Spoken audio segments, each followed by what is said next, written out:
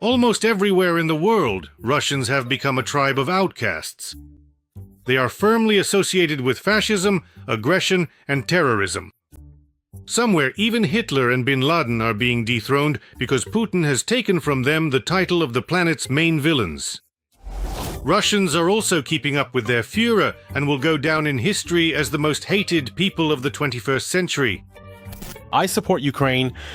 I'm for Ukraine. I'm not a fan of Putler. I fully support Ukraine because I genuinely dislike anyone who actively promotes and imposes their specific beliefs, political ideologies, or cultural norms. In the USA, there has always been a special attitude toward Russians. They were portrayed as semi-wild, sullen slaves in Ushanka hats and felt boots who spend their days drinking vodka with bears and repairing a nuclear bomb in the kitchen of a communal apartment. Fool! Fool! Fool!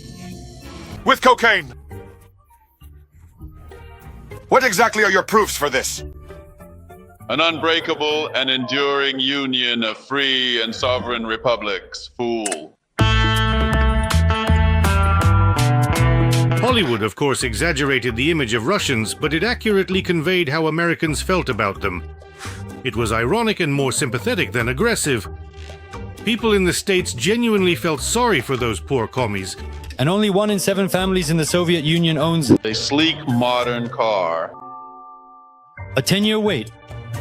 And you go through complicated procedures you're finally ready to buy, and then you bring the money. Somehow this person brings his money. And the guy in charge there tells him, okay, come back in 10 years and pick up your car. And he replies, in the morning or in the afternoon?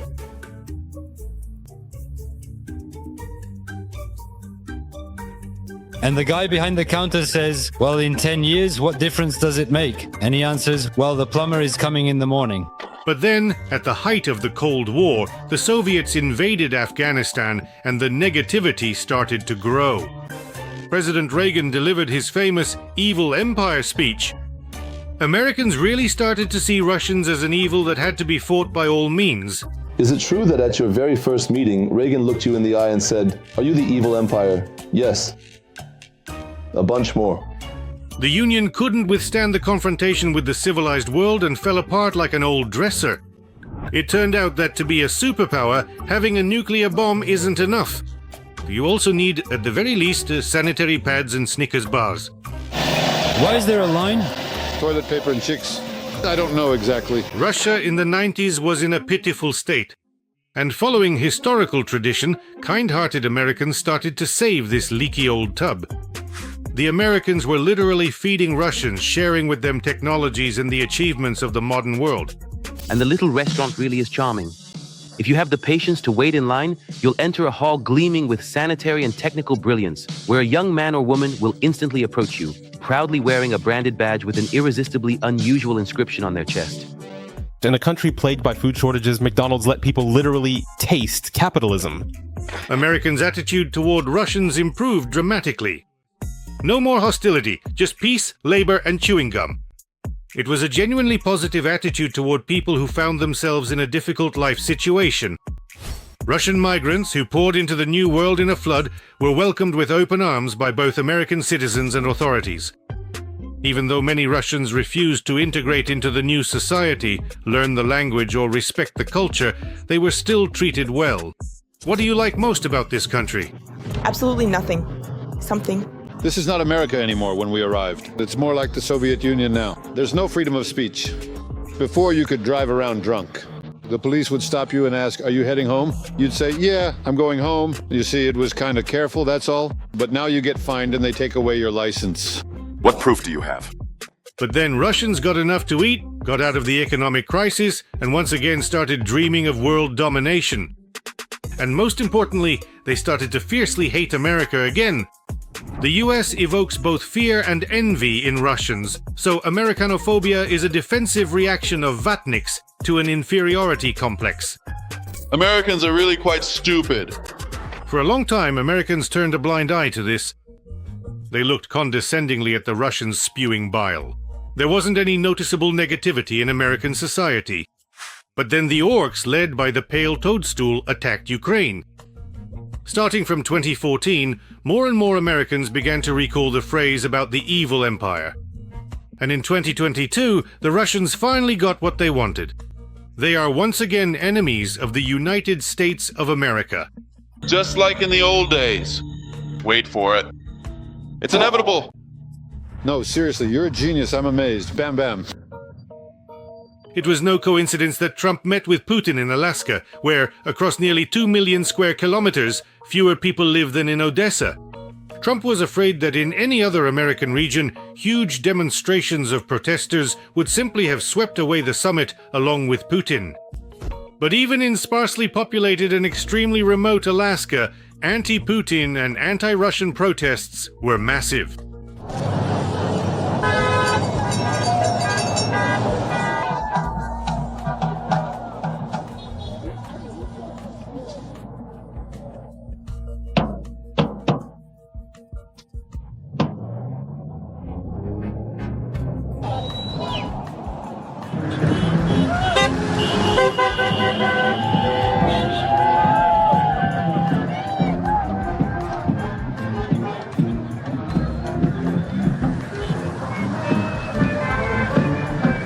Russian tourists, especially migrants, can no longer feel comfortable on American soil. Indeed, for the Laptonogia themselves in the US, there is an anti-Russian atmosphere, and incidents of discrimination against the Skrepa people are becoming more frequent. You can see that anything at all connected to Russia, the word Russian, has become so toxic that, as I said, companies, even without any direct orders from above or targeted sanctions against specific, stores, are already leaving Russia on their own. For example, Netflix is ending its cooperation with Russian studios, even though they had filmed several movies and series together with Russian companies. They are suspending all of that, and now any association with Russia is extremely, extremely toxic. Meanwhile, the country is crying out about horrifying Russophobia. It turns out that in America, Russian communities and cultural organizations are being persecuted for no reason at all. There are videos of the shelling of Kharkiv and various volunteers who are helping people escape the country, people on the mainland who have lost their children there. And I realized that the whole world is watching all of this, and now the word Russian, the word Russia, will be associated with this nightmare happening in Ukraine. The culture of cancellation has now reached an entire country. Apparently, these are exactly the kinds of consequences that come from unleashing the largest full-scale war on European soil since World War II. Activists from Russian communities are being scrutinized, interrogated, and having their personal belongings confiscated. Ordinary Americans, to put it mildly, are also not exactly welcoming. According to an article in the Charger Bulletin, threats against Russian immigrants have become more frequent. Bullying of Russian children is rampant in schools. Acts of vandalism against Russian cultural sites have become something commonplace and even enjoyable for some. In May 2023, unknown individuals broke into the ROC chapel of the Iveron icon of the Mother of God in Washington. The desecrators graffitied the walls and turned everything inside upside down. Of course, we condemn the abuse of children and acts of vandalism in churches. We present these facts to help understand the mood in American society. Lately, many people have been writing to me asking about discrimination against Russians in America. My acquaintances have told me about cases of real discrimination. For example, one person tried to open a savings account at Bank of America. This is one of the largest banks in the US. He already had an account there, a regular checking account, and he wanted to open a savings account. Usually, all of this can be done online. However, he wasn't allowed to do it online because they told him that since he is a Russian citizen, due to recent events, he would need to come to the office and there would be an additional check before they would approve opening the account. The Russian blogger feels sad and hurt that all Russians are being targeted indiscriminately. Even those who sincerely condemn Putin's aggression. This all makes me sad because Russian culture, Russian talented people, who in their overwhelming majority are against the war, I personally don't know a single person who supports what's happening right now in Ukraine. And everyone suffers because of this. And that makes me so sad. Russians have two options here. Either go back home to the swamp and overthrow Putin, or grit your teeth and endure it, just like German migrants did during World War II. They were also against Hitler, but it was hard to wash away the stigma. I'll give you something that can't be taken off. Insult and humiliation are not even the worst things that can happen to holders of a red passport on US soil. A Russian man, married to an American woman for over a month, spent time in the infamous Guantanamo prison. The fact is, even though he was married to a US citizen, he was denied asylum in the States. Instead, he was sent to eat prison gruel in Cuba, like a terrorist. What exact proof do you have? Russian business in America also took a sickle to the testicles. Russian cuisine restaurants suffered the most. Due to constant threats and insults, owners were forced to remove Russian dishes from their menus and rename their establishments so that there wouldn't even be a hint of any connection to the swamp culture. But even despite these measures, the number of customers dropped significantly. When we were filming the episode about Brighton Beach, there was a store there. Remember, it was called Trista Frashiva. It changed its name. I don't remember what it's called now, but it's something completely neutral. It changed its name. In addition to that, in Washington, D.C., the capital of America, a Russian cuisine restaurant was damaged. They broke the window there. Hollywood, like a litmus test of American sentiment, has once again returned to portraying Russians as enemies and grim gangsters. Many celebrities have spoken out in support of Ukraine and condemned Russia. Even the Terminator in California and staunch Republican Arnold Schwarzenegger harshly criticized Trump for meeting and shaking hands with a war criminal on American soil. President Trump, I just watched your press conference with President Putin, and it was embarrassing. Like a little fanboy. I mean, I would have told him that if he wanted an autograph or a selfie or something like that. I mean, you literally sold out this press conference, our intelligence community, our justice system. It was a disgrace to our country.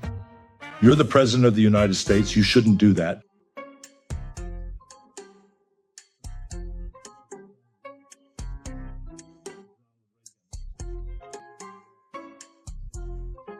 Gorbachev, tear down this wall. Perhaps Americans' opinion of Russians will change again someday. When Russia falls apart and the kind-hearted Yankees once again feed a Russian society that has recovered from fascism.